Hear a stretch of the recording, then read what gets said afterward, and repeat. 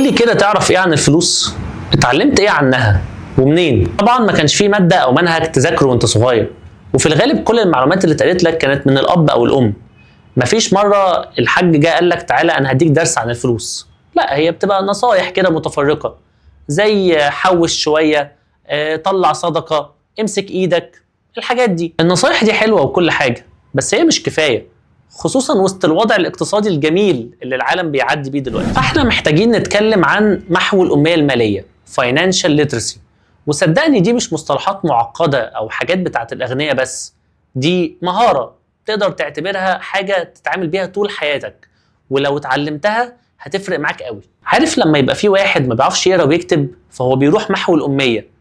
انت كمان كده، وانا بتأسف لك والله، بس ايا كان مجال دراستك او شهادتك انت ما اتعلمتش حاجه عن الفلوس. فمحتاجين نبدا نتكلم عن محو الاميه الماليه. يعني ايه؟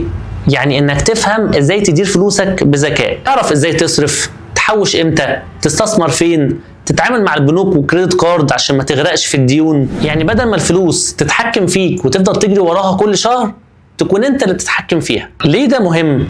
لانك من غير وعي مالي ممكن تفضل تشتغل وتقبض وتصرف، لكن بعد سنين مش هتلاقي عندك مدخرات او استثمارات او حتى معاش كويس. والاسوأ انك يتنصب عليك، او تاخد قرض ما تعرفش تسدده، او تفضل كل شهر تصرف اكتر من دخلك. ودي حاجات بنشوفها كل يوم مع الناس اللي حوالينا. طيب ازاي تبدأ؟ هقول لك انا عملت ايه وانت كمان ممكن تعمله. شوية خطوات بسيطة لو بدأت تطبقها حياتك هتتغير 180 درجة. اول حاجة القراية. انا قريت اكتر من 50 كتاب عن البيرسونال فاينانس، بس كان عندي هوس ازاي اعرف اتحكم بالفلوس. فانت كمان محتاج تبدا تقرا وتتفرج على فيديوهات عن الموضوع ده بالذات.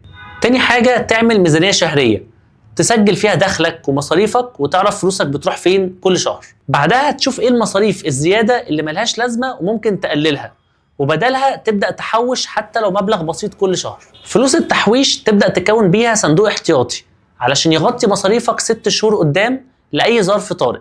انا كنت عملت فيديو عن الصندوق السحري، ابقى روح اتفرج عليه. لو عملت الخطوات دي هتكون بتتعامل مع الفلوس احسن من كل الناس اللي حواليك، وانت كمان هتلاحظ فرق واضح في فلوسك كل شهر. انا بقول لك اهو الروشته بالخطوات اللي تمشي عليها، انا طبقتها وفرقت معايا جدا في حياتي. اعمل سيف للفيديو ده علشان تراجعهم تاني. الثقافه الماليه خلاص ما بقتش رفاهيه او للاغنياء بس، دي حاجه اساسيه لازم كلنا نتعلمها.